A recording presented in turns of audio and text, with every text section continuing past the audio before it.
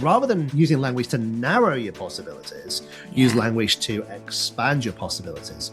But they really have got to master questions. So, because there are times where you will find a closed question is useful to get that yes or no decision. Information gives you power to manipulate the conversation, to direct it, to change the way it's going. What are the chances of us achieving X by this time next year?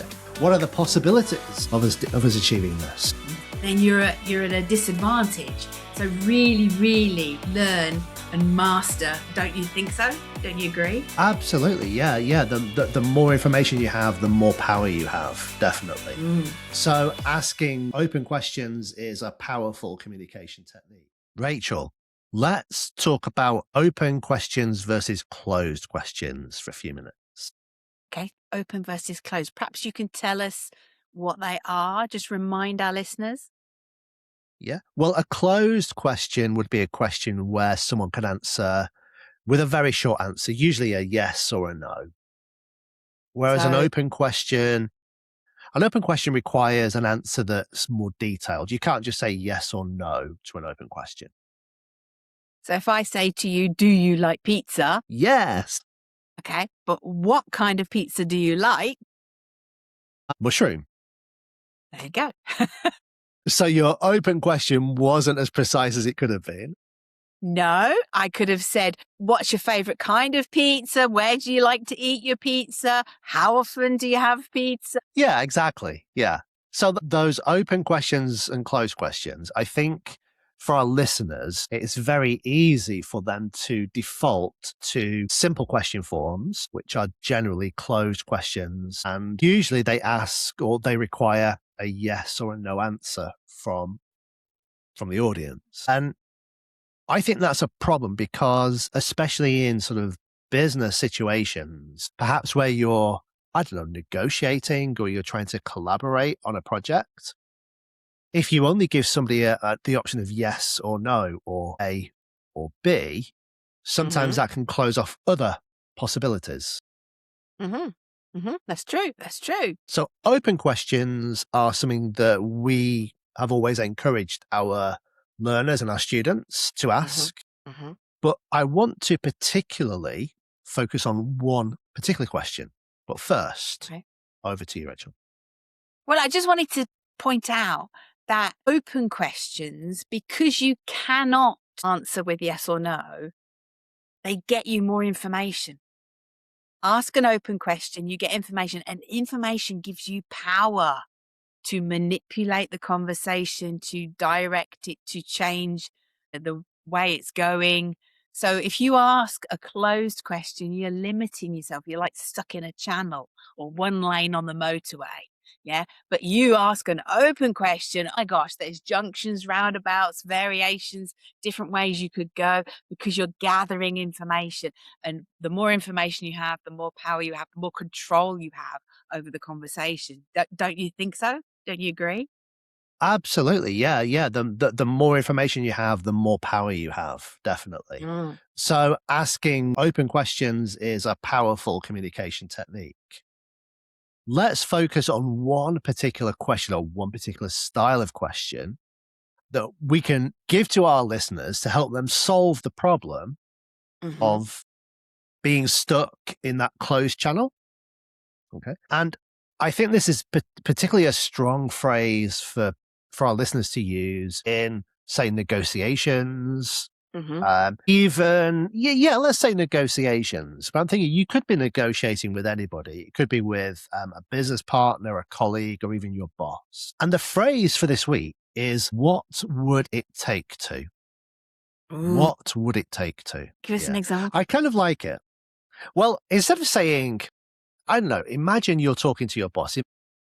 Instead of saying, I don't know, I want a promotion or can I have a pay rise? You turn those closed questions into an open question by saying, what would it take for you to give me a promotion to team leader?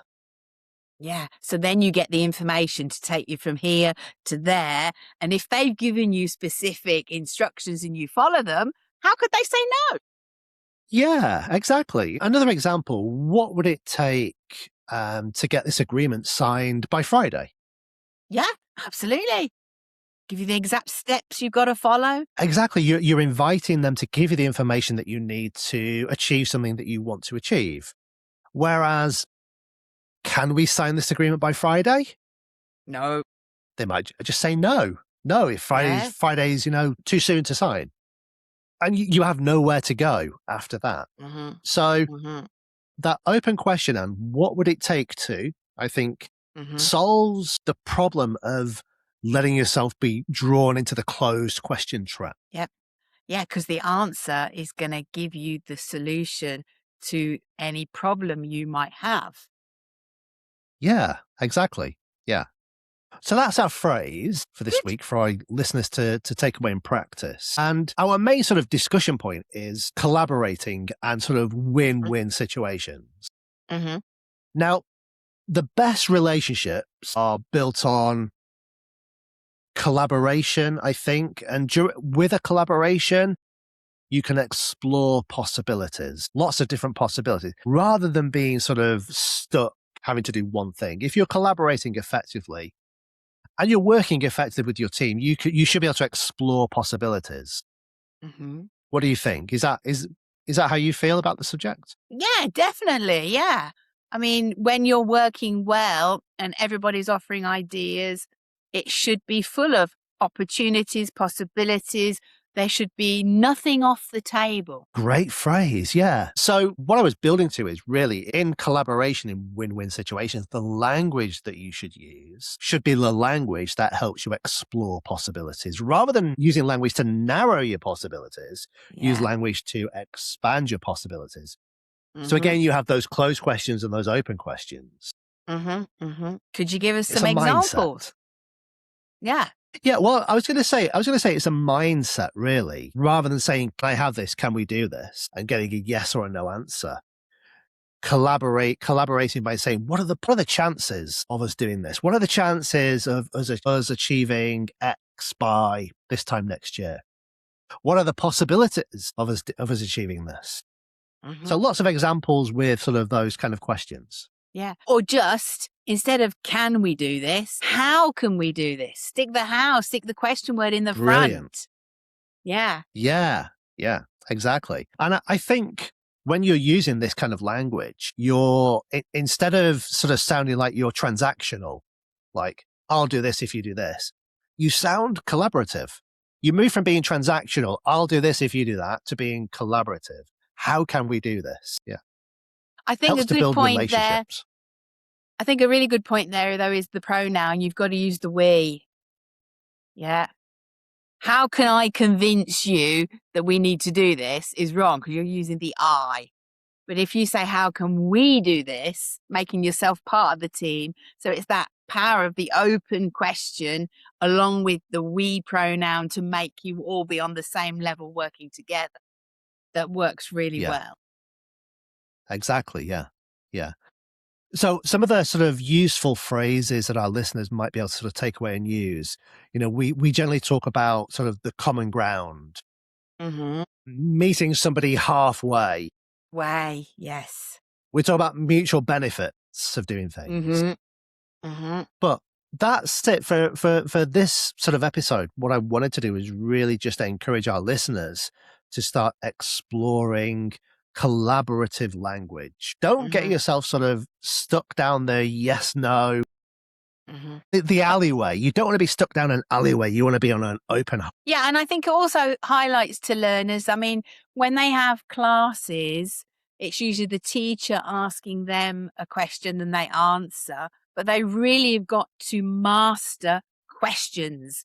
So, because there are times where you will find a closed question is useful to get that yes or no decision, but you've got to know the difference between closed questions and open questions. So make sure you're not just mastering how to talk, you're also mastering how to ask questions. Because remember, the person who asks a powerful open question then gets the information that gives them the power to make the change.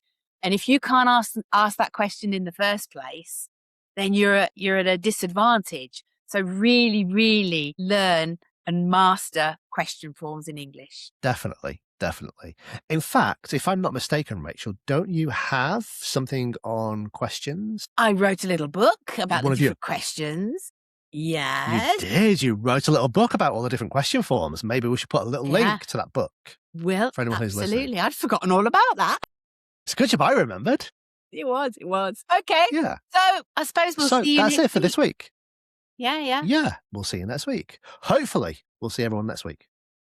Okay. Bye. Bye.